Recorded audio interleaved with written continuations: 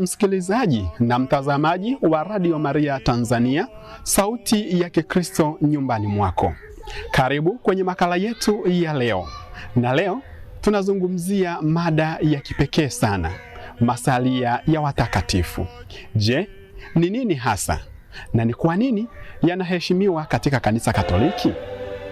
Takatifu Mikaeli,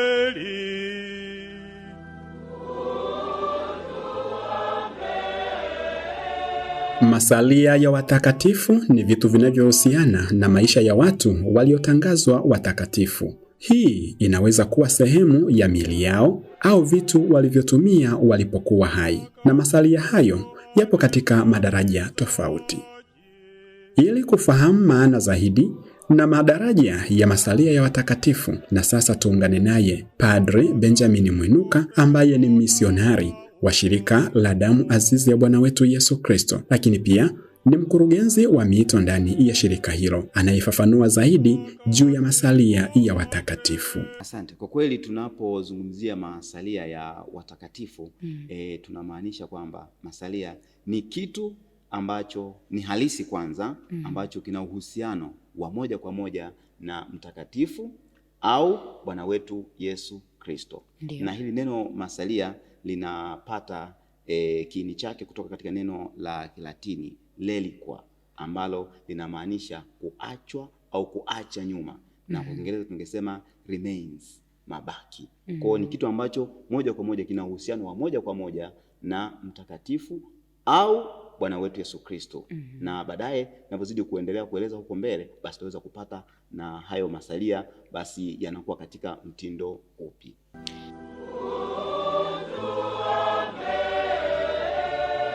watakatifu Perpetua na Felista.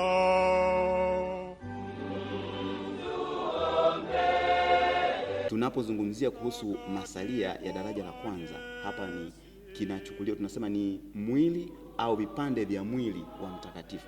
Kwa masalia ya daraja la kwanza inaweza kuwa ni sehemu ya labda ni mfupa ama ni fuvu la kichwa kutoka kwenye mwili wa mtakatifu.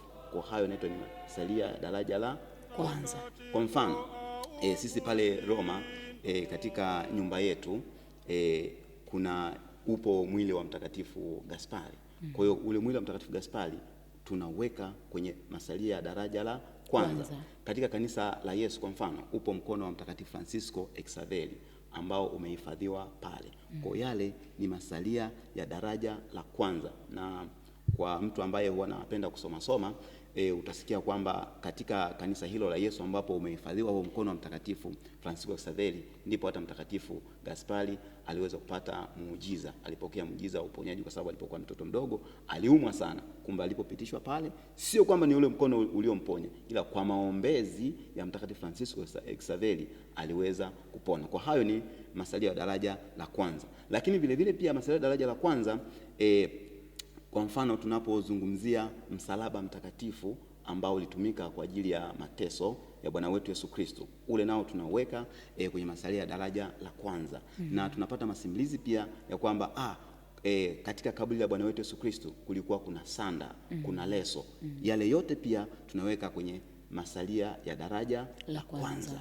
Na tunaposema sasa masalia ya daraja la pili, masalia ya daraja la pili ni kitu ambacho mtakatifu aligusa au alimiliki.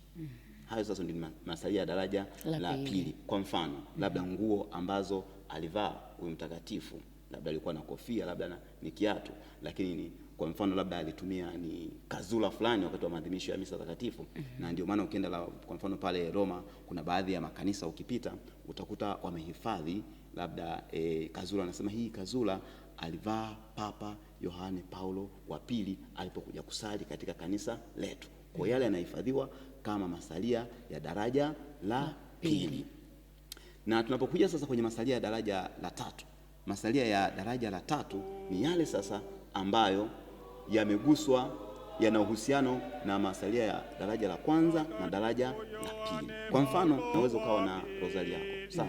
Kwa ile rozari yako ikigusa kwenye masalia ya daraja la kwanza na daraja la pili, basi unakuwa ni masalia ya daraja la tatu. Kumekuwa na maswali mengi, kwa nini Wakristo wa Kanisa Katoliki huheshimu masalia ya watakatifu.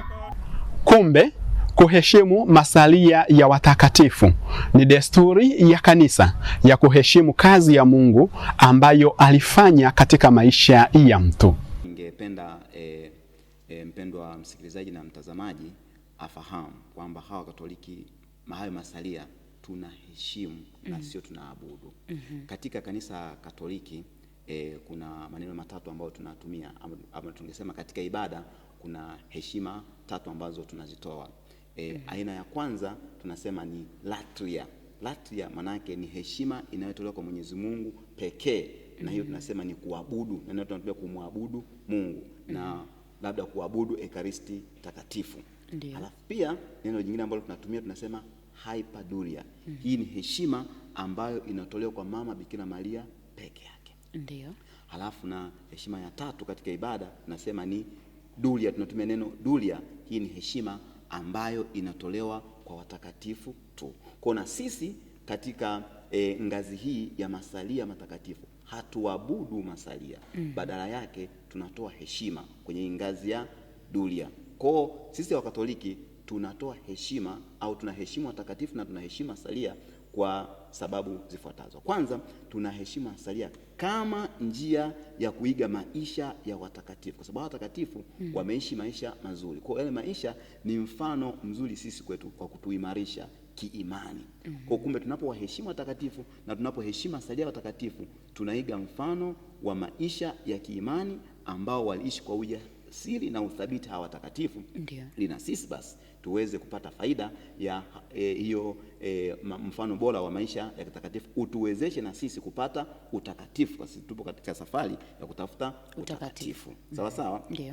Kumbe tungeweza kuungana na maneno ya Mtakatifu Jerome ambaye mara moja aliwahi kusema sisi wa Katoliki hatuabudu masalia. Zingatia hilo neno, hatuabudu masalia. Ndio. Tunaheshimu. Hatuyaabudu kwa hofu kwamba tunapaswa kuinama kwa kiumbe badala ya muumba. Kumbe tunapoheshima masalia si kana kwamba sasa tumechukua nafasi ya Mungu, haya masalia yanachukua nafasi ya Mungu. Hapana, hatuabudu haya masalia kama ni muumba, hatuabudu watakatifu kama ndio muumba, nafasi ya muumba. No, hapana. Lakini tunaheshima masalia ya mashahidi ili tuweze na tuwe wazuri zaidi kumwabudu yeye ambaye sisi ni mashahidi wake. Kumbe tunapoheshimu haya masalia tunamwabudu Mwenyezi Mungu, lakini haya masalia pamoja na watakatifu ni kiunganishi kati yetu sisi na Mwenyezi Mungu. Kumbe tunamwabudu Mwenyezi Mungu vizuri kupitia hawa watakatifu ambao kwa maisha yao yalishathibitisha kwamba hayana walakini katika imani. Yamekuwa ni mfano bora. Kumbe na sisi tunaiga ule mfano bora wa kwao wa ujasiri na uthabiti katika imani. Hata hivyo, ibada ya masalia ya watakatifu imethibitishwa katika maandiko matakatifu. Katika kitabu cha pili cha Wafalme sura ya 13 aya ya 20 hadi 21, maandiko yanasema, maiti ya mtu aligusa kwenye mifupa ya nabii Elisha na mtu huyo alifufuka. Na katika Injili ya Mathayo sura ya 9 aya ya 20 hadi 22 inasema, mwanamke aliyetokwa damu aliponywa kwa kugusa pindo la vazi la Yesu. Kumbe Mwenyezi Mungu wakati mwingine hutenda miujiza na uponyaji kupitia masalia ya watakatifu. Tunaposoma kitabu cha pili cha Wafalme sura ya 13 aya 20 hadi 21. Ukisoma sehemu ile pale unapata simulizi kuhusu watu ambao walikuwa wakifa. Baada ya kufa wanachukuliwa zile maiti zinawekwa kwenye masalia, kwenye mifupa ya Elisha. Elisha hata baada ya kufa aliendelea kufanya miujiza ile mifupa yake. Kwa zile maiti zilipochukuliwa zikagusishwa kwenye mifupa ya Elia, wale watu walisimama tena. Kumbe ile mifupa ndio ni kama haya masalia ambayo tunasema, na kule kama mtakumbuka nikasema hii mifupa ni masalia daraja la kwanza kabisa. Lakini pia tunapata mfano katika Injili ya Mathayo sura ya 9 aya 20 hadi 22. Tutakumbuka ile habari ya yule mwanamke ambaye alikuwa anatokwa na damu kwa muda mrefu sana. Lakini alipomwona Bwana wetu Yesu Kristo, kwa imani yake akasema nikigusa tu pindo la vazi la Bwana wetu Yesu Kristo nitapona. Na akafanya hivyo, na ni kweli akapona. Kumbe hii tayari na nyewe inatuonesha kwamba ibada hii inapata chimbuko lake katika maandiko matakatifu. Lakini si hivyo tu, tunasoma pia katika kitabu cha Matendo ya Mitume sura ya 19 aya 11 hadi 12. Pale tutasikia leso ambayo ilikuwa ikitumia Paulo. Baadaye watu walichukua ile leso, na ile leso iliwapatia miujiza watu, walipowekewa wagonjwa waliweza kupona. Kumbe tayari inatuthibitisha kwamba hii ibada masalia si kitu kwamba ambacho tunakichukua tu hewani, kinapata ithibati yake hata katika maandiko matakatifu. Masalia kwa yenyewe hayawezi kufanya muujiza, ila nguvu ya Mwenyezi Mungu kupitia maombezi ya hawa watakatifu ndio yanafanya miujiza. Kumbe ifahamike wazi, hata mtu anaposema kwamba baada ya kusali kwa mtakatifu labda Rita wa Kashia, amesali kwa mtakatifu Gaspari, amesali kwa mwenye heri Yohane Melini, sio Yohane Melini aliyefanya miujiza na sio mtakatifu Gaspari aliyefanya muujiza, badala yake ni Mwenyezi Mungu ametenda muujiza kupitia mtakatifu Gaspari. Kumbe anayefanya muujiza sio mtakatifu, ni Mungu. Mungu ndio chanzo cha miujiza yote, Mungu ndio chanzo cha nguvu yote ya uponyaji, ila sasa kupitia huyu mtakatifu. Kwa sababu sisi katika kanisa Katoliki tunasema hivi, tunaamini katika washenga viunganishi. Na kwa nini mtu angesema sasa kwa nini mimi niende nikasali kwa mtakatifu aniombee? Ipo hivi, huyu mtakatifu, hawa watakatifu kwa maisha yao ya uthabiti wa imani, na wao tayari wapo uso kwa uso na Mwenyezi Mungu. Sisi kwa sababu ni kanisa ambalo linasafiri, bado tupo tuna dhambi, lakini hawa watakatifu wao kwa sababu wapo karibu na Mwenyezi Mungu, kumbe kwa kupitia maombi, sisi tukiomba kupitia wao wanatufikishia maombi hayo kwa Mungu kirahisi, kwa sababu wameshaifikia heri. Wao ni watakatifu, wapo uso kwa uso na Mwenyezi Mungu. Swali jingine linakujia, ni nani anaweza kumiliki masalia ya mtakatifu? Jibu ni kwamba awe Mkristo mlei ama padri au askofu au mtawa, hana ruhusa ya kumiliki masalia ya mtakatifu nyumbani kwake, bali kanisa limeweka utaratibu mzuri na kutenga maeneo maalum ambamo Mkristo anaweza kutolea heshima kwa masalia ya mtakatifu fulani. Ni mahali gani tunaweza kuyatolea heshima masalia ya mtakatifu? Ni katika makanisa yetu ambayo tayari yamekwisha kutabarukiwa. Kanisa linapotabarukiwa, katika altare yake huwekwa masalia ya mtakatifu. Lakini tukitembelea makanisa kama Basilika la Mtakatifu Petro huko Roma, tunaweza kukutana na masalia ya Mtakatifu Petro na watakatifu wengine ambao masalia yao yamewekwa katika basilika hilo. Lakini pia nyumba maalum za kuabudia almaarufu kama shiraini pia huwekwa masalia ya watakatifu. Kwa ufupi, hayo ndiyo maeneo ambamo Mkristo anaweza kutolea heshima kwa masalia ya mtakatifu anayempenda.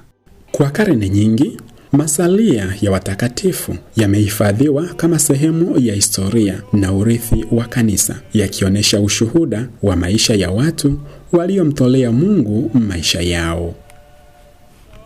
Hivi karibuni, wamisionari wa shirika la damu azizi ya Bwana wetu Yesu Kristo provinsia ya Tanzania waliyapokea masalia ya mwenye heri Yohane Merlin, ambayo yalipokelewa katika kanda ya Dar es Salaam na yatazunguka maeneo mbalimbali ambapo wamisionari hawa wanafanya utume wao. Na hapa Padre Benjamin Mwinuka anaelezea ni kwa namna gani masalia haya yatatembezwa katika kanda hii ya Tanzania. Kwa kweli masalia ya mwenye heri Yohane Merlin baada ya kuletwa kutoka Roma yaliingia katika kanda ya Dar es Salaam, na baada ya kupita katika nyumba zetu pamoja na jumuiya zote zilizopo katika kanda ya Dar es Salaam, baadaye yakaja katika kanda ya Morogoro.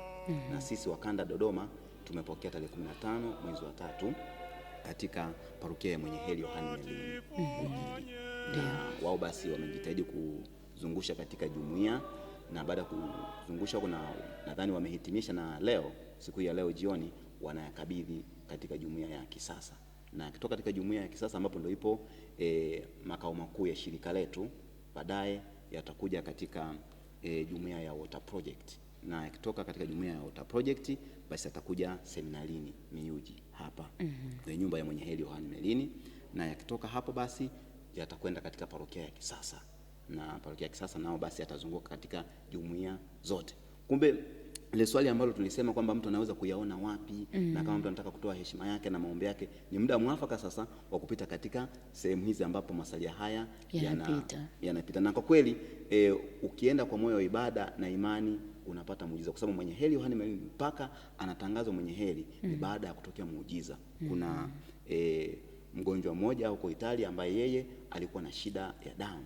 Kwa alipokuwa na shida ya ugonjwa wa damu, na baada ya kutolea maombi kwa mwenye heri Yohane Melini ukatokea muujiza na akaweza kupona. Kumbe hata sisi tukitoa heshima ya kutosha na tukipata nafasi basi ya kushiriki yanapopita haya masalia ya mwenye heri Yohane Melini kwenye sehemu ambazo tunataja, kwa mfano kama sasa nimeshasema yataelekea kwa Kisasa, parokia ya Kisasa, na kutoka parokia ya Kisasa basi yatakwenda pia parokia ya Udom kule chuo kikuu, na kutoka kule parokia ya Udom chuo kikuu yataelekea huko jimbo la Mburu. Kuna jumuiya yetu sehemu moja inaitwa Gunyoda huko parokia ya Gunyoda.